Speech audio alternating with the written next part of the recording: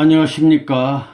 이 시간에는 통일과 성약 사도행전 편 옥세현 우리 모친이라 그러기도 하고 할머니 순회사님이라 불리시는데 일편단심 뜸만을 위해 이북에서 참 아버님을 모셔온 귀한 분입니다. 양력을 간단히 보시면 1898년 10월 평남 성천에서 출생하셨습니다. 46년 11월 북한 평양에서 참 아버님을 만나 뵙고 모시고 따라오셨습니다. 1966년 2월 전국 순회사를 역임하시고 백수하시고 성화하셨습니다. 귀한 어른입니다. 1999년 1월 3일 참 아버님께서는 옥세현 우리 할머님을 순회사님을 선모 먼저 선자 어머니 모자 귀한 희호를 하세 주셨습니다. 통일가의 어머님입니다. 어머님. 예. 영어로 early mother. 예. 귀한 어른 되겠습니다. 그 옥세현 우리 할머니 선모님 대해서 잠깐 아버님 말씀을 보면 이런 말씀이 있습니다. 말씀지 281에 81쪽에 보면 옥세현 할머니가 없었으면 선생님 감옥에서 얼마나 외롭겠어요. 한 달이 되게 되면 어머니가 면회 못 오면 충모님이 옥세현 할머니가 꼭 왔다고요. 어머니는 이북 땅에서 허가를 받으려면 말이에요. 18곳 허가를 받아야 됩니다. 이 북한 사람들이 이렇게 힘들게 했습니다. 충모님이 아버님 면회 한번 오려면 18곳의 허가를 받아야 돼요. 옥세현 할머니는 그걸 아니까 이북에 있는 어머니 충모님이 오지 말라고 하고 힘드니까 자기들이 갈 테니까 필요한 모든 것은 부탁하게 되면 자기들이 하겠다고 해서 가져왔다고요. 그 아버님 면회를 줄기차게 하신 분입니다. 또 말씀 보면 선생님은 이북에서 여자 3사람 지송도, 옥세현, 정다로 이 귀한 3분 아닙니까? 그 다음에 남자 1사람 김원필을 복귀했다. 이러한 기대가 없으면 복귀 승리는 이루어지지 않는다. 복귀 승리의 기초가 되시는 뿌리가 되신 분들이에요. 얼마나 귀한 분들입니다. 말씀 들어가기 전에 이 사진 한 장 보여드리겠습니다. 옥세현 할머니 모친 선모님 이분입니다. 우리 아버님 김원필 선생님 전번 시간에 말씀인 지성도 우리 할머니 귀한 분입니다. 이북에서부터 아버님을 모셨던 분, 특히 아버님을 놓고 이북에서 감옥 처리할 때 정성 많이 들이신 분들, 얼마나 귀한 분들인지 모릅니다. 여기 장소가 창덕궁입니다. 창덕궁인데 우리 아버님 만왕의 왕 아닙니까? 그러니까 왕이 계신 곳이 궁궐이에요. 궁궐. 그리고 아버님 표정 보십시오. 얼마나 이북 노정을 감옥살이 때 고생했던 분을 생각하면서 사랑하는 제자요 아들 딸이요 뜻의 동지 아닙니까? 아버님 이런 귀한 표정, 김원별 선생님 표정도 얼마나 좋아요. 네, 옥세현 할머니 얼마나 표정 좋습니까? 이 100만 불짜리 사진입니다. 승리 역사에 영원히 천상에 궁궐에 갔어도 영원히 살고 싶은 마음을 가지고 아버님 찍으시지 않나 이런 생각이 됩니다. 귀한 사진입니다. 1955년도 창덕궁에서 찍은 사진입니다. 옥세현 선모님. 자, 그러면 한 장 넘겨가지고 읽어보겠습니다. 일편단심 뜸만을 위해 옥세현. 내가 태어난 곳은 평안남도 성천이다. 부친은 옥윤형씨이고 모친은 민성덕씨이다. 내가 12살 때 학교에 입학했다. 머리가 길고 얼굴이 예쁘장하게 생겨서인지 남학생들이 너무 따라다녀서 졸업도 못하고 중도에서 그만두게 됐다. 참 이런 일이. 나의 할머니와 어머니는 독실한 기독교 신자였다. 내가 학교를 그만두고 집에 있게 되자 교회에 나가라고 종용하기 시작했다. 그러나 아버지의 반대로 틈틈이 나가다가 19살 때 시집을 갔다. 남편은 서울의 보성정문학교에서 공부하는 학생이었다. 학교를 졸업하고 군청에 취직되어 일을 보다가 23살 때 보통 문과시험에 합격하여 군청 주사가 되었다. 그 후 10년쯤 군청에서 근무하다가 지방에 군수로 발령이 나자 사직하고, 군수로 안 가고 사회에 나가서 고무조합, 노조합장도 하고 회사 사장도 하면서 평양 신창리 장로교의 장로가 되고 나는 집사가 되었다. 상당히 부유하게 살았어요. 큰아들이 22살 때 일본을 유학 갔는데 대동아 전쟁이 나자 전쟁터에 나가게 됐다. 일본 놈들이 강제 징병시켰어. 그때는 전쟁이 치열했기 때문에 징병되어 전쟁터에 나가는 군인들은 모두 개죽음을 하러 간다고 통곡들을 하였다. 내 아들은 하나님께서 돌봐주지 않으면 살아날 수 없을 것으로 믿었기 때문에 아들을 돌봐달라고 밤낮으로 정성들여 기도하였다. 평양에서 선생님 만나다. 어느 날 특별히 은혜 받은 사람이 집회를 한다기에 참석하여 그 사람을 우리 집에 초청해서 아들의 무사를 비는 기도회를 사흘 동안 보았다. 기도회를 마치고 그날 밤 잠자리에 들어 있는데 새빨간 불덩어리가 방 안에 가득 찼다. 이상해서 밖을 내다보니 뜰 안에도 태양 같은 빨간 불덩이가 사방에서 왔다 갔다 했다. 방 안에 가득 차 있던 불덩이는 어느 사이에 내 몸을 감싸고 돌고 있었지만 나는 대수롭지 않게 생각하고 기도하고는 그냥 자버렸다. 다음날 아침에 일어나서 생각해 보니 어젯밤 그 불덩이는 성경에서 말하는 성신의 불임에 틀림없었다. 하나님께서 나에게 특별히 찾아오셔서 성신의 불을 주셨는데도 내가 미련해서 받아들이지 못하고 자고 말았으니 서운하고 한편으로는 분하기조차 하였다. 그 다음날 잠자리에 들어서 여러 가지 생각에 잠겨 있는데 무엇인가가 와서 내 머리를 툭 치며 일어나라고 했다. 깜짝 놀라서 일어나 앉아 무슨 소리가 들리기를 기다렸으나 어제와 같이 성신의 불만 충만할 뿐 아무 소리가 없어서 어제 저녁에도 그러더니 오늘 저녁에도 그러는구나 생각하면서 아무 감각도 없이 자고 말았다. 사흘째 밤에는 삼태기 있어요. 뭐 담는 거. 삼태기에 불덩어리를 가득 담아서 내 몸에 덮어 씌웠다. 나는 너무 뜨거워서 몸부림쳤지만 그때뿐 아무런 역사도 일어나지 않았다. 그런 일이 있고 나서 며칠 후에 전에 우리 집에 와서 기도해 주었던 사람이 건너편에서 기도회를 본다고 해서 참석했다. 예배를 마치면서 나에게 기도를 하라고 하였다. 나는 집사까지 되었지만 그때까지 대중기도를 해본 적이 없었다. 그러나 시키니 할 수 없어 일어나서 아버지여 하고 부르며 기도를 하려니까 입이 딱 막혀서 소리가 나오지 않았다. 한참 동안 엉거주춤 서 있으니 그 사람이 대신 기도했다. 기도 후에 옥경신, 나의 옛 이름은 오늘 하나님께서 특별히 부르셔서 은혜를 주셨다고 말했다.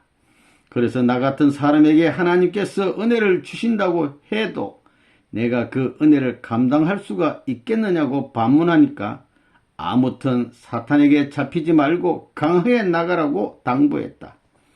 그 사람의 말대로 집에 돌아오는데 그때부터 기분이 이상해지기 시작했다. 몸이 공중에 떠 있는 것 같더니 걸음을 걸어도 허공을 밟고 가는 것 같았다. 그러더니 귀가 트여 이상한 소리가 들리고 눈도 밝아졌다. 집에 와서 기도하는데 사탄들이 방 안 가득히 몰려와서 조롱하였다. 사탄에게 잡히지 말라는 말을 생각하며 더욱 힘을 내어 기도하자 갑자기 고함 소리가 들려서 깜짝 놀랐다. 그러나 무서움을 참고 기도를 끝마쳤다. 그렇게 3일 동안 사탄의 시험을 받고 나니 다시는 나타나지 않았다. 전쟁이 더욱 가열되자 교회가 텅텅 비고 대신에 노무자 등 별의별 사람들이 교회에서 기거하며 난장판을 벌였다. 그래서 교회가 곧 사탄의 소굴이 되었다. 나는 교회에 나가지 않고 집에서 기도만 하였다. 해방을 전후하여 성령의 역사가 많이 일어났는데 어느 날 새벽에 나에게 계시가 내렸다. 이남에서 올라온 선생님이 만수대 건너편에 계시니 찾아가라. 그 선생님은 지금 드러나지 않고 숨겨져 있다고 하시면서 산기도를 가라고 하였다. 나는 너무 기뻐서 우리 교회는 노무자들로 꽉 차 있으니 어디에 깨끗한 교회를 짓고 그 선생님을 모셔야겠다고 생각하였다. 그러나 살림살이 때문에 산기도를 가지 않고 차일피일 하다가 하늘로부터 징계를 받고 열병을 얻어 많은 고생을 했다. 1946년 11월 6일에 친언니가 찾아와서 여선생이 좋은 말씀을 하고 있는데 같이 가보자고 하여 따라갔다. 그분은 50여 된 아주머니로 이남에서 온 선생님한테 은혜를 받고 기도회를 본다고 했다.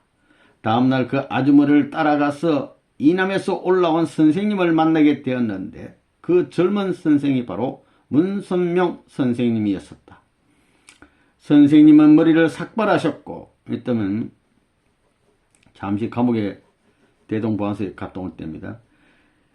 갔다가 나오셨어요. 새파란 저고리를 입고 계셨다. 나를 데리고 간 아주머니가 이 형님도 은혜 받고자 하는 분입니다. 그 선생님께 소개하자 나에게 한참 말씀을 하시고는 마지막에 같이 일해 봅시다 하셔서 대답을 하고 주일마다 선생님을 찾아가서 예배를 보았다. 그 당시 선생님은 27세였고 나는 48세였는데 선생님을 대하기가 무척 어려웠다. 선생님을 중심 삼고 여러 교회에서 잘 믿는 집사들 수명이 모여서 예배를 보게 되었다. 예배의 분위기가 너무나 은혜스러웠고 하늘 앞에 감사하는 눈물, 하늘의 사정을 알고 회개하는 눈물로 뒤범벅이 되었다. 그렇게 되니까 기성교회에서 참소를 하고 기성교회도 이 교회 나오니까 가족들이 반대하여 종례는 보안소에서 구금하는 사태까지 이르렀다. 나도 그곳에서 2000년 전 오순절날 마가의 다락방에 내린 성령의 역사를 체험한 것이다. 나의 가정에서는 내가 선생님에게 다니니까 이남에서 온 젊은 사람한테 다닌다고 야단을 쳤고 목사와 교인들도 매일 우리 집에 찾아와서 못살게 굴었다. 나는 그들을 무시하고 선생님을 따라다녔다. 지금 생각하면 하늘의 역사가 아니고서는 그런 용기가 나지 않았을 것이다. 선생님은 앞으로 어떻게 된다는 그런 말씀을 안 하시고 성령을 중심에서 말씀하셨다. 집회소는 장대현 교회 집사였던 김종화 씨 집이었다. 홀로 고난받으시는 선생님. 그 당시 평양에는 흐호빈이라는 여자 교주가 만든 복중교라는 교단이 있었다. 그들은 재림 주님이 오시면 입을 옷을 장만하여 큰 방에 쌓아두었다고 한다. 그 소문이 퍼지자 보안소에서 교주를 구금하고 물품을 모두 압수해 갔다. 선생님께서도 그와 같은 단체라고 하여 구금되어 3개월간 복역하셨다. 옥중에서 허시를 위해서 그 복중에 있는 예수 믿지 말고, 뱃속에 자꾸 예수가 있다니까, 재림에 올 예수를 믿어야 된다고 쪽지를 써서 보냈는데 이것이 간수에게 발각되어 치아가 부러지고 피를 많이 흘리는 고통을 당하시고 나오신 후에 내가 찾아가게 된 것이다. 3주일쯤 되었을 때 선생님께서 5일간 특별 금식을 하도록 명령하셔서 선생님과 여자 식구 3명이 금식을 시작했다. 나는 특별히 신령한 은혜를 받고 있었으면서도 선생님에 대하여 기도 한번 안 해보고 선생님은 그저 하나님으로 특별히 은혜 받은 분이거니 생각하고 있었는데 나의 그런 모습에 선생님께서 안타까우셨던지 손수 쓰시던 손수건을 주시며 이걸 가지고 기도해 보시오라고 말씀하셨다. 그래서 그 손수건을 놓고 기도하는데 하늘에서 너의 선생은 어린 목자다라는 음성이 들려왔다. 나의 친정 할머니는 독실한 기독교 신자였다. 할머니는 어린 나에게 예수님의 재림에 대하여 많은 말씀을 해 주셨다. 재림 주님은 여러 가지 모양으로 오신다. 거지 모양으로도 오실지 모르니까 너는 어떤 거지든지 정성으로 대하라고 하시면서 사람을 외형만 보고 판단하지 말라고 당부하셨던 그 말씀이 생각나서 선생님의 외형은 초라했지만 선생님이야말로 오시리라고 하신 어린 목자라고 믿게 되었다. 5일간 금식을 마치고 집에 들어가자 그때부터 본격적으로 반대가 시작됐다. 소식도 없이 5일간이나 금식하고 들어갔으니 반대를 받은 것도 당연했다. 1947년도에는 식구가 30명가량 되었다. 많이 늘어났네. 이들 거의가 기성교인 출신이었으니 가정과 교회에서 모진 핍박을 받아 눈떠보는 볼 수 없는 일들이 많이 벌어졌다. 하루는 나의 몽시에 선생님께서 십자가 형틀에서 고난을 받고 풀리신 것을 보고 달려가 보니 아닌 게 아니라 매를 맞고 힘없이 앉아 계셨다. 선생님 탄신 28주년을 맞이하는 날에는 1948년 식구 5, 6명이 모여서 이날을 기념했고 밤에는 철야를 하였다. 내가 기도하고 있는데 양치는 목자 3사람이 와서 선생님께 경배드리고 나가자 별 3개가 선생님 앞에 떨어졌다. 그것을 보고 나니 선생님에 대한 믿음이 더욱 확고해졌다. 그해 봄에 선생님께서는 이모댁에 가 계시다가 집회소에 다시 오셨다. 나는 아침에 가서 배웠다. 선생님께서는 조금 있다가 가시겠다고 나가시다가 돌아서시면서 왔던 김에 정신 먹고 가야 되겠다고 하시며 다시 들어오셔서 말씀을 하셨다. 집주인이 정심을 차려와서 식사를 하려고 하는데 갑자기 인주신의 부모가 들이닥쳐 못된 놈 같으니라고 우리 조카네 집에 와서 밥 먹어 하면서 선생님의 머리카락을 움켜쥐고 뒤흔들며 말려도 듣지 않는다. 곁에 있던 몇몇 여자 식구들이 손을 깨물어서 떼놓고 내쫓았다. 선생님께서는 큰 모욕을 당하시고도 아무 말씀 없이 계시다가 이내 돌아서서 이모댁으로 가셨다. 그때부터 핍박이 더욱 심하여 선생님께서는 집회소에 계시지 못하고 20리쯤 떨어진 이모댁에 가서 가끔 숨어 지내셨다. 선생님의 이모댁 근처에 나는 하나님의 부인이다 하고 스스로 말하는 박을용 할머니라는 분이 계셨다. 그분이 선생님과 연결되어 무슨 하늘의 잔치를 해야 한다고 하니까 선생님께서 식구들에게 준비하라고 하셨다. 내가 여러 못 함부를 해오고 다른 식구들은 각각 돈을 내어 음식을 장만하였다. 그 할머니는 큰 상 하나와 작은 상 하나를 차려놓고서 큰 상은 하나님 상이고 작은 상은 선생님 상이니 선생님은 작은 상 앞에 앉으시라고 했다. 잔치를 끝마치고 음식을 나눠 먹는데 큰 상에 있는 음식은 자기의 12자녀에게 갖다 주라고 해서 작은 상의 음식을 나눠 먹고 헤어졌다. 다음날 선생님을 뵙고 그 할머니의 소행이 잘못되었다고 얘기하니까 선생님께서도 그거 참 안 되겠는데 라고 하시며 쓸쓸해 섭섭해 하셨다. 그리고 이틀 만인가 선생님께서 그 할머니에게 이제는 내 말에 순종하고 굴복해야 한다고 하셨다는데 그 할머니는 선생님 말씀을 안 듣고 역사를 버렸다고 한다. 그 이튿날 박을용 할머니가 사람을 보내어 나를 오라고 해서 가니까 이제는 내 말만 듣고 나한테만 오시오. 문 선생은 속이 까맣게 되었으니 서울에 있는 김백문 선생을 데려와야 한다고 역사를 하였다. 그 소리를 듣고 선생님께 말씀드리니 그저 가만히 계시면서 나더러만 자주 나오라고 부탁했다. 그 후에 그 할머니가 반대 역사를 하고 다니면서 선생님께 행패를 부려서 선생님은 한동안 피해 계셨는데 얼마 후에 미쳐버렸다. 그가 선생님 말씀에 순종하지 않으므로 사명을 다하지 못하고 말았던 것이다. 지성도 씨가 교회에 들어와서, 옥세인 할머니 들어온 1년 후에 지성도 할머니 교회에 들어와서 1948년 음력 3월 초하룻날에 하늘잔치를 하자고 해서 준비하였다. 그런데 나의 몽시에 선생님을 십자가에 매달았다가 내려놓는 것이 보였다. 무슨 큰 일이 벌어진 줄 알고 달려가니 선생님께서 무엇을 받았느냐고 물으셨다.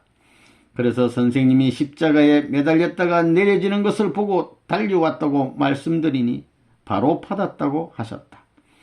선생님은 어제까지 하얀 명주 저고리를 입고 계셨는데 옷이 다 찢어졌고 얼굴을 보니까 심한 매를 맞은 것 같았다. 무슨 일이 있었느냐고 주인 아주머니께 물어보니 인준의 가족들이 와서 행패를 부리고 갔다고 한다. 김인주 권사님 가정은 일찍 교회 들어오셨어요. 그러니까 옥센 할머니보다도 1년 더 전에 오셨는데 핍박이 많이 있었습니다. 내가 한심스러워 말리지 않고 왜 반감만 했느냐고 문책하자 선생님께서 그러한 고난을 다 겪어야 되는 줄 알았다는 것이다. 그런 핍박이 있었어도 잔치 준비를 계속했다. 여복을 만들기 위해서 여자 식구 몇 명이 모여 일을 하고 있는데 20살쯤 되었을까 하는 처녀가 찾아와서 인사를 하고는 여기가 특별히 예배를 보는 곳이지요 라고 물어서 그렇다고 했더니 자기도 신앙을 갖고 있고 자기 모친도 신앙이 돈독하다고 자기 집안 얘기를 하였다. 그러더니 이제부터는 여기 와서 예배 보려고 찾아왔다고 하여 우리와 여러가지 대화를 했다. 잠시 후 선생님께서 오셔서 그 처녀와 신앙 토론을 하시고 내일이 주일인데 예배 보러 오라고 말씀하시니까 그 처녀도 오겠다고 약속하고 돌아갔다. 그 이튿날이 주일이었는데 아침부터 마음이 허전하고 어수선하여 갈피를 잡을 수가 없었다. 예감이 이상하여 일찍 집회소에 가서 있는데 형사가 찾아왔다. 나중에 알았지만 어제 왔던 그 처녀는 보안서의 앞자리였다. 우리의 모든 내막을 형사들에게 얘기했는지 제일 먼저 선생님의 방에 들어가 수색을 하고는 선생님과 원필씨 그리고 여자 식구 20명을 보안소로 끌고 갔다. 주인 아주머니까지 잡혀가서 집이 텅 비게 되어 할 수 없이 내가 집을 지켜야 했었다. 다음날 형사 2명이 나와서 가태 수색을 하면서 잔치를 한다더니 놀이개 등 물품을 모두 어디에 두었느냐고 물었다. 우리가 하늘 잔치를 한다는 소문이 아마 결혼하는 것으로 와전된 모양이었다. 내가 그것은 헛소문이라고 하면서 사실대로 얘기를 해줬다. 그들은 다 뒤져보고 아무것도 없으니까 그냥 가더니 사흘 후에 또 왔다. 이번에는 식구들의 이름을 부르면서 데려오라고 해서 나까지 5사람이 모였다. 그들은 우리들의 손을 밧줄로 묶고는 보안소로 끌고 갔다. 3일 동안 취조하고는 여자 식구들은 모두 내보내고 나 혼자만 남겨두었다. 우리 집은 양반집이어서 봉건주의의 사상이 충만하여 나는 그때까지 외간 남자와는 얘기도 못해봤고 더구나 외출을 한 적은 없었다. 그런데 보안소에 잡혀와서 사흘 동안이나 갇혀 있었으니 우리 집안은 발칵 뒤집히고 말았다. 더구나 남편은 평양 사회에서나 교회에서 이름 있는 분이었으니 나로 인하여 많은 고통을 당하였다. 형사들은 나의 입에서 말을 듣겠다면서 숙직실에 가두고 어떻게 해서 거기에 나가게 됐느냐, 선생님은 어떤 분이냐 등의 질문하면서 자꾸만 자기들이 바라는 대답을 들으려고 했다. 나는 사흘 동안 금식을 하여 그들의 만행에 대항했다. 그러자 그들은 나를 유치장에 가두었다. 유치장에 들어가니 마음이 착잡하기 시작했다. 나는 하나님을 믿는 교회 집사이고 남편은 장로인데 이렇게 영창에 들어와서 손을 묶고 재판받으러 다니는 꼴이 뭐가 되겠는가 하는 마음이 들자 창피하기 이를 데 없고 원망스러운 마음이 불현듯 일어났다. 그러나 한편으로는 하늘 길을 따르다가 당하는 이까지 고통은 아무것도 아니며 오히려 영광이 아니겠는가 하며 스스로를 위로하였다. 형사들은 유치장까지 들어와서 잠자지도 못하게 들볶았다. 윗방에 계시는 선생님도 자지 못하게 하였다. 여드렛 날 저녁에 2층으로 올라오라고 해서 가니까 선생님에 대해서 질문을 하고 무엇하러 그 사람을 따라다니며 별난 예수를 믿느라고 고통을 당하느냐면서 선생님은 이승만의 스파이다라고 말했다. 그러면서 선생님이 북한에 올라온 저희는 첫째 이승만의 스파이요, 둘째 돈 많은 여자들의 돈을 빼앗으려는 것이며 셋째 사회의 질서를 문란하게 하기 위해서였다는 것이었다. 그때 북한은 공산주의자들의 천하였으니 누구든지 간첩 제목에 걸려면 꼼짝없이 총살당하는 것이 실상이었다.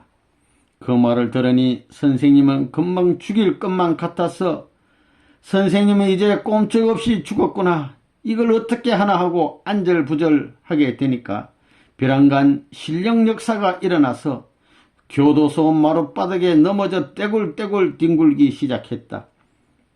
형사들은 나의 그런 모습을 보고 무서워서 도망가 버렸다. 한참 후에 나의 신령 역사가 멎으니까 다시 올라왔어. 내가 왜 그랬느냐고 물었다.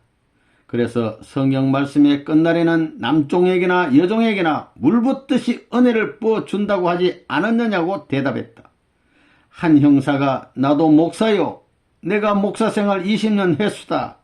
그러면서 성경 말씀에 그런 말씀 있는 것쯤은 다 알고 있어요. 그러나 그런 것은 모두 인간이 조작해서 만든 것인데 그런 것을 믿고 있느냐고 힐난했다. 나는 너무나 어이가 없어서 아무 말도 안 하고 있으니까 이것저것 캐 물으면서 새벽 1시까지 실랑이를 벌였다. 아흘째 그러니까 9일째 되는 날 호출해서 다시 갔다. 어젯밤에 그 형사가 나의 조카를 잘 안다면서 다시는 그런 예수 믿지 말고 집에 가서 있으라고 하며 보내주었다. 나는 너무 억울해서 변호사를 내세워 소송을 제기했다. 선생님에 대한 재판이 신문지상에 크게 보도되어 재판받으시는 날은 법정 가득히 기성교인들로 초만원을 이루었다. 선생님께서 삭발을 하고 수의를 입고 나오시니까 이곳저곳에서 하늘에서 내려왔다면서 왜 머리에 면류관을 쓰고 있지 않느냐고 조롱하며 저런 것은 돌멩이로 때려 죽여야 한다고 고함을 쳤다. 2000년 전에 예수님이 당하신 고통을 그대로 당하신 것 같아요. 옥바라지하면서 고난에 동참하다. 선생님은 결국 5년형을 선고받았다. 재판이 끝나고 난 다음에 나는 사정하여 뜰로 선생님을 모시고 나와서 준비해간 정심을 드리고 손목에 수갑을 차시고 그러시는 선생님의 뒤를 따라 걸었다. 끌려가시는 선생님과 헤어지는 나의 마음을 무엇으로 표현할 수 있을 것인가? 내가 다시 상고하였지만 형량은 줄지 않았다. 그때 30여 명, 그때까지만 식구가 30명 됐는데 30명 식구들은 다 떨어졌다. 하늘에서 보낸 사람인 줄 알았는데 그게 아니라 사탄편 사람이다고 자신들이 선생님께 쏘갔다고는 뜻 원망했다. 결국 나와 김원필 씨만 남게 되었다. 김원필 씨는 그때 교원 생활을 하고 있었는데 선생님께서 감옥에 들어가시는 바람에 사흘 동안 보안소에 끌려가서 문초를 받고 나오자 학교에서 퇴직을 시켜버렸다. 그러니까 집에서도 난리가 나서 쫓겨나고 말았다. 그 다음 어디 갈 곳이 없어서 집 짓는 공사장에 나가서 노동일을 하면서 나와 같이 예배를 보았다. 어느 날 예배 시간이 되어도 오지 않아서 걱정하고 있었는데 저녁 때가 되어 편지가 와서 보니까 공사장에서 떨어져 병원에 입원해 있다는 것이었다. 그 이튿날 병원에 찾아가니 허리를 다쳐 누워 있었다. 병원에서 사흘 동안 치료를 받고 우리 집에서 나와 같이 생활했다. 그 후 선생님은 보안소에서 평양 감옥으로 이감되었고 다시 한 달 후에 흥남 감옥으로 이감되셨다. 나는 선생님께서 평양 형무소에 계실 때 한번 면회 가고 흥남으로 가신 직후에 한번 면회를 갔다. 그 후에 면회를 가지 못해 궁금하던 차에 한 달 만인가 선생님으로부터 면회 오라는 편지가 왔다. 준비를 해가지고 저녁 기차를 타고 밤새껏 갔다. 평양에서 흥남까지는 천리길이다. 살림살이를 하면서 외출도 하지 않던 내가 낮도 아닌 밤에 흥남까지 가기는 여간 어려운 일이 아니었다. 정주에서는 다시 평양 내려와서 가야 돼요. 더 멀어. 그러나 선생님께서는 고생하고 계시는 흥남이라 용기를 내어 묻고 물어 이튿날 아침에 흥남역에 도착했다. 곧 여간을 정해놓고 짐을 풀고는 형무소를 찾아갔다. 제수들은 일하러 나갔기 때문에 일을 하고 돌아올 때까지 하루 종일 면회실에서 기다려야만 했다. 저녁 때가 되자 푸른 수의를 입은 제수들이 한 줄에 40여 명씩 묶여서 걸어 들어왔다. 선생님의 모습을 보니 기가 막혔다. 반갑기도 했지만 숨통이 메어지는 것 같았다. 나는 선생님을 나의 조카라고 해서 면회 신청을 했다. 잠시 후 선생님은 간수에 이끌려 나오셨다. 식구들은 잘 있느냐고 묻길래 다 떨어졌지 사실. 안심시켜 드리기 위해서 모두 잘 있다고 말씀드렸다. 옆에는 간수가 있어서 몇 마디 못하고 준비해간 찹쌀가루를 드리고 나왔다. 그날 밤 여관에서 자고 이튿날 일찍 가서 선생님을 뵙고 밤차를 탔다. 갈 때도 밤차, 올 때도 밤차 타고 하는 거야. 차를 타고 오는데 깊은 산골 감옥에서 고생하고 계시는 선생님을 생각하니 눈물이 앞을 가려 슬픔을 참을 길이 없었다. 그 다음에 면회를 자주 오라고 또 편지가 왔다. 어머니같이 생각하는 거예요. 가깝게. 마침 남편이 이남에 가 있었고 아이들이 학교에 다니고 있었어도 마음대로 다닐 수가 있었다.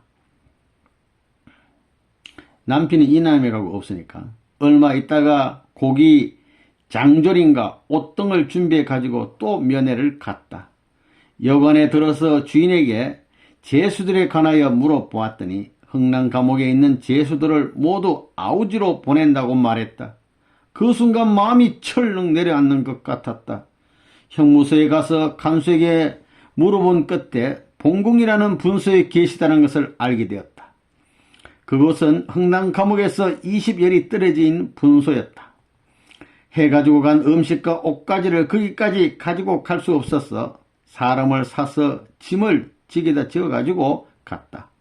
평양에서 올 때부터 신발이 작아서 발톱이 아프더니 봉궁까지 가면서 끝내 발톱이 빠져버렸다. 아픔을 참고 봉궁에 당도하여 숙소를 정하고 그 집에서 감옥을 바라보고 있는데 봉궁 감옥 옆에다가 이렇게 집을 얻고 바라보고 있는데 바른 쪽에서 리아카 소리가 나기에 바라보니 선생님이 리아카를 끌고 나오는 것이었다. 너무나 반가웠어. 선생님 나 면회 왔어요 하고 뛰어가니 선생님도 깜짝 놀라셨다. 깜짝 놀랐지. 선생님께서 짐을 실으러 간다고 하셨다. 리아카를 뒤를 한참 따라가니까 뒤돌아보시며 다음에는 뭘 많이 가지고 오라고 하셨다. 그 길로 돌아와서 미숫가루와 찹쌀을 사다가 찢고 시장에 가서 사과 반접과 달걀 한 꾸러미 그리고 쌀강정을 만들고 또 집에서 가져간 것하고 합하니 큰 자루에 하나 가득했다. 그것을 간수에게 전해 달라고 주고 왔는데 가게 주인의 말이 본인에게는 반도 돌아가지 않고 중도에서 다른 사람들이 다 먹어버린다고 했다. 그래서 걱정을 하니까 잠도 안 왔다. 다음날 아침에 형무소를 바라보고 있으니까 선생님께서 뜰을 쓸고 계셨다. 달려가서 어제 보낸 것 잘 받으셨냐고 물으니 잘 받았다고 하셔서 안심이 되었다. 선생님께서 곧 들어가셔서 다시 여간에 와서 바라보니 뒷뜰을 쓸고 계셨다. 그래서 간수에게 평양에서 조카한테 왔으니 말 좀 하게 해달라고 사정해서 선생님과 한참 이야기했다. 한 달 후에는 다시 흥남으로 가신다고 하시고 들어가셨다. 이 감옥 속으로. 선생님께서 흥남 형무소에서 봉궁 형무소로 이감하신 후 발이 시려우니 덧버선을 끼워 보내달라고 편지가 왔다. 덧버선 2개를 만들어 가지고 면회를 갔으나 간수가 받아주질 않아서 그냥 가지고 왔다. 집에 와서 곰곰이 생각해 보니까 옛날 속담에 머리칼로 신을 삼아서 은혜를 갚아도 다 못 갚는다는 말이 생각나서 내 머리카락을 자른 것으로 2컬레의 양말을 떠서 다음번에 갖다 드렸다. 그러니까 네 쪽이죠. 2컬레. 선생님께서는 출감하시고 평양으로 오시면서 감옥살이 다 하시고 나올 때 그 양말을 신고 오셨다. 그런데 선생님이 우리 집에 계실 때 그 양말을 빨아두고 이따 빨래줄에 걸어놓고 피난 올 때 잊어버리고 그냥 왔다는 거예요. 그 후에 선생님께서 그 양말 가지고 왔느냐고 물으셔서 잊어버렸다고 말씀드렸더니 아니 그걸 왜 버리고 왔는가 하시며 책망하셨어. 마음이 몹시 꺼림칙하였다. 그래서 다시 머리칼을 모아서 양말을 만들어 드렸는데 지금도 보관되어 있다고 한다. 지금 거는 보관되고 있어요. 6.25 사변이 나자 면회도 못 가고 궁금해서 기도만 하고 있으니 선생님은 잘 계시니 안심하라는 계시가 내렸다. 부산에서 다시 선생님 모시면서 1950년 10월 14일에 유엔군이 흥남에 상륙했다. 그 전에 봉궁 분소에서는 아버님 잠깐 거기서 감옥살했는데 20리 떨어졌는데 이미 제수들은 다 죽였고 이제 흥남 형무소 아버님 이제 다시 계시는 곳에서는 매일 제수들을 불러내어 산에 데리고 가 죽이고 폭격이 심한데도 제수들을 끌고 나가 일을 시켰다. 모두 죽이려는 수단이었다. 일하다가 그냥 폭격받고 죽으라는 거지. 그러나 선생님이 계시는 일대에는 폭탄이 떨어지지를 않아 아무 이상이 없었으나 감방의 제수들을 차례로 끌어내어 총살시키므로 제수들은 안절부절했다. 선생님이 계시는 방에도 오늘 내일 하는 그 찰나에 오늘 끌려가냐 죽냐 내일 끌려가 죽냐 이런 거다. 유엔군이 진격하여 구사일생으로 감옥에서 나오셨다. 선생님은 그 길로 열흘 동안 걸어서 평양에 도착하셨다. 우리 집 식구들이 피난 갔다가 돌아온 지 이틀째 되는 날 아이들이 와서 웬 거지 같은 사람이 나를 찾는다고 하여 나가보니 자기는 흥남에서 왔는데 문 선생님을 아느냐고 물었다. 그 사람은 선생님과 같이 추로 간 옥중 제자로서 선생님의 명으로 나를 찾아왔던 것이다. 그 사람을 통해서 이모댁에 계시는 선생님을 우리 집에 모시고 와서 같이 지냈다.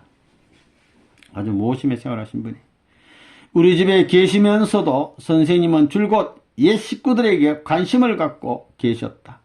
자신이 식구댁을 방문하지 않으면 원필시를 시켜서 식구들을 모으려 했지만 복중교인 2명이 오고 아무도 안 왔다. 복중교에 다니던 2명만 오고 아무도 안 왔다. 20일 정도 지나니까 이남에 남아있던 남편이 돌아왔다. 선생님께서는 남편이 이제 집에 돌아오니까 좀 불편하잖아. 내가 괴롭다고 옥세인 할머니 좀 괴로울 것 같으니까 원필 씨와 같이 방을 얻어가지고 나가셨다. 1950년 12월 4일 후퇴명령이 내리자 맏아들이 밤중에 차를 가지고 와서 살림을 모두 싣고 대동강을 건너와 그날 밤을 아들의 부대에서 자고 그 이튿날 서울에 도착했다. 아들이 와가지고 빨리빨리 이는 피난 가야 되는데 그런 반응에 좀 양말 못 가져왔다니까요. 여러 가지 아버님 짐도. 그리고 얼마 후에 부산으로 피난 가서 초량교회에 다녔다. 어느 날 원필 씨가 초량교회 교인을 데리고 나를 찾아왔다. 부산의 초량교회 기원필 선생님이 선생님의 형편을 물어보니 남의 집에 계시며 옷은 이북에서 입던 것을 그대로 입고 계신다고 했다. 피나 나오던 계속 입고 있는 거예요. 막 뒤집어 입고. 내가 그 전에 선생님과 원피스를 위해서 양복지 2벌을 마련해 둔 게 있어서 그걸 팔아서 하숙이라도 하시라고 드리고 왔다. 그때는 피난 시절이라 우리 집 식구들이 모두 한 집에 모여 살아서 내가 뒤치다거리를 해야만 했다. 그러니 선생님이 고생하신 것을 알면서도 도와드리지 못하고 겨우 일주일에 2번 예배 드릴 때만 선생님을 뵈었다.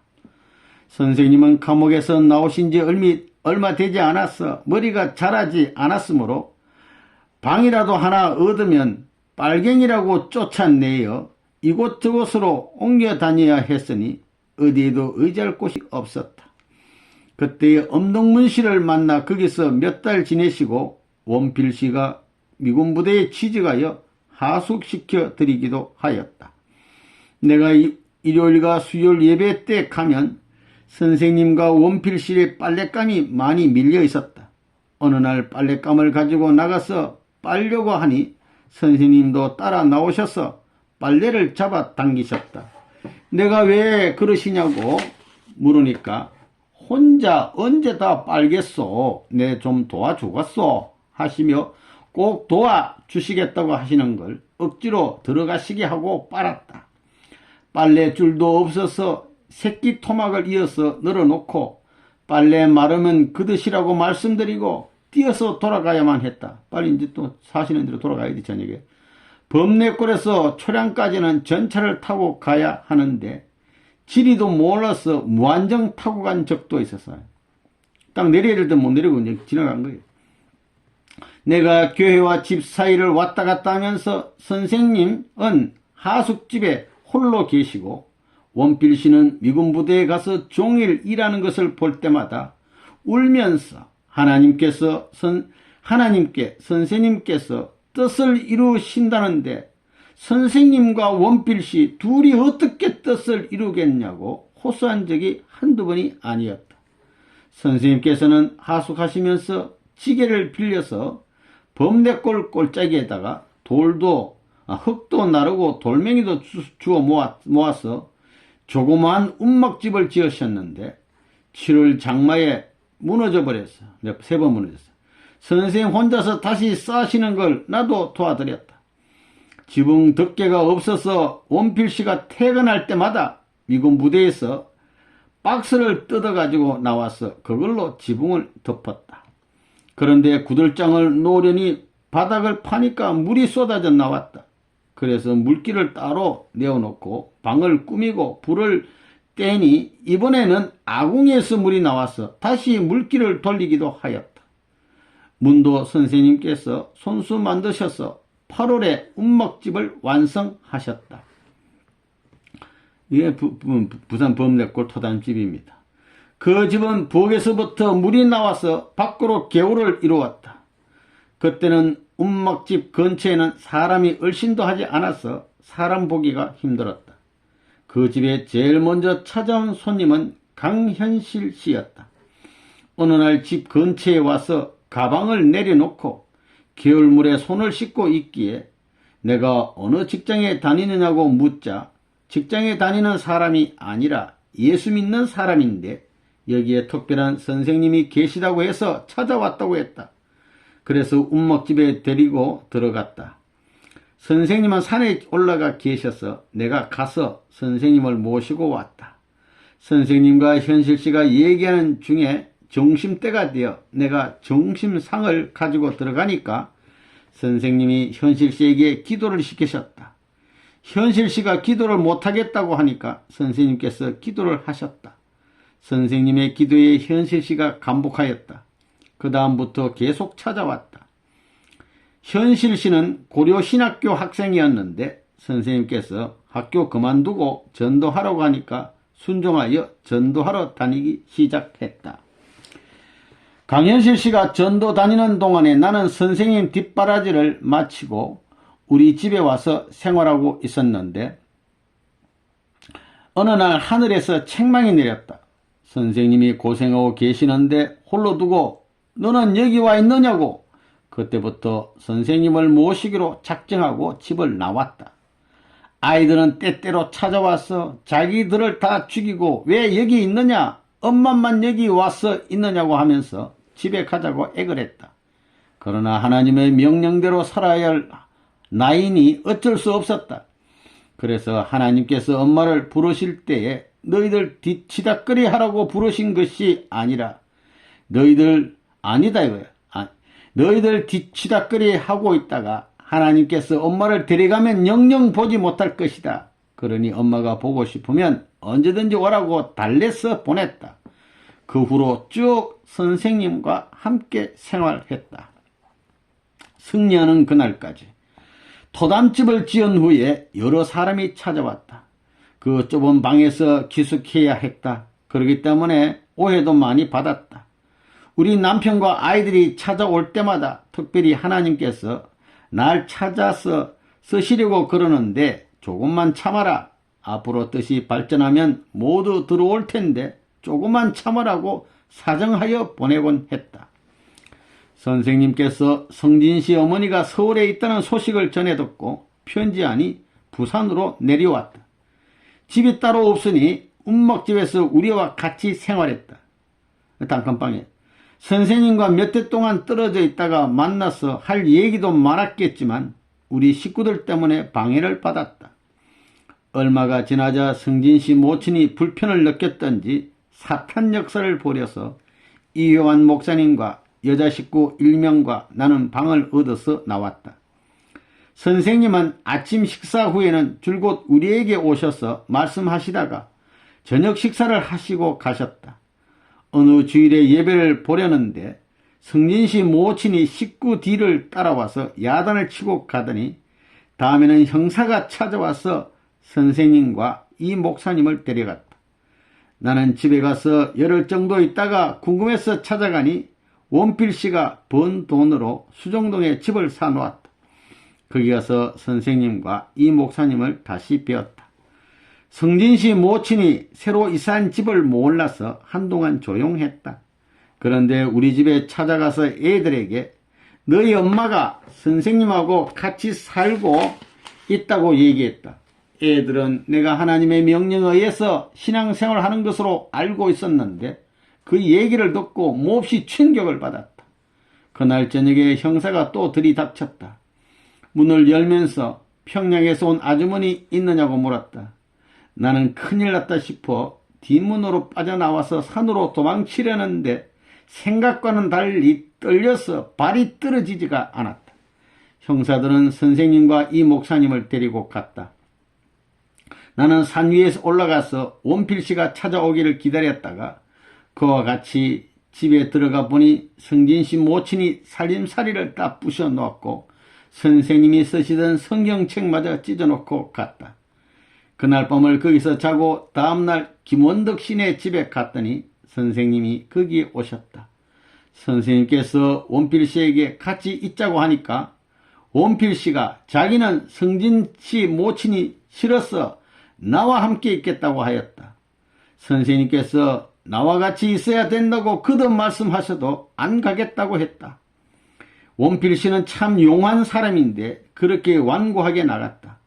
그러다가 원필씨는 선생님과 같이 있게 되었고 나는 우리 집에 가서 있다가 얼마 후에 다시 수정동 집에서 생활했다. 성진씨 모친이 반대한 동기는 6년이나 떨어져 있었는데 부부 생활도 안 하고 나한테 무엇이든지 물어보니까 선생님이 나하고 눈이 맞아서 산다고 생각했기 때문이다. 선생님은 6개월 동안 여자에게 지배받아야 된다는 하늘의 지시를 받으시고 선생님이 다 아시면서도 작은 일까지 나에게 물어보셨다. 그렇게 6개월 동안 나에게만 신경을 쓰시니까 성진씨 모친이 이상하게 보았던 것이다. 나는 그 후에도 계속 교회에서 생활했다.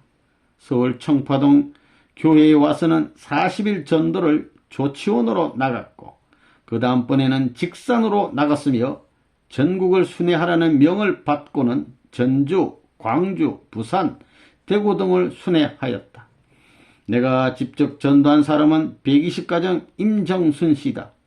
직산에서는 남자 식구 1명을 전도해서 수련까지 받았는데 그만 떨어지고 말았다. 1946년부터 지금까지 선생님을 모시고 나오면서 선생님이 걸어오신 노정을 생각한데 선생님의 생애는 숱한 반대와 고난을 참고 견디시면서 용서와 사랑과 피, 땀, 눈물로써 승리해 오셨다.